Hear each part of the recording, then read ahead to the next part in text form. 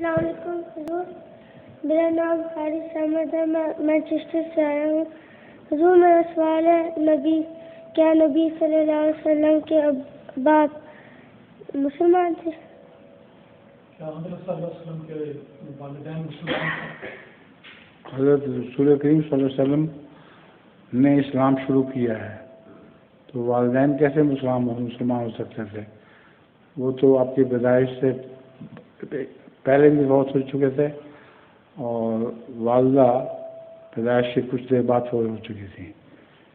تو نبی اکرم صلی اللہ علیہ وسلم کو تو اسلام خدا تعالیٰ کی طرف سے 40 سال کی عمر میں ملا ہے، تو وہ مسلمان کیسے ہو سکتے تھے؟ یہ درست ہے کہ وہ مواحد تھے، وہ ایک خدا کے ماننے والے تھے۔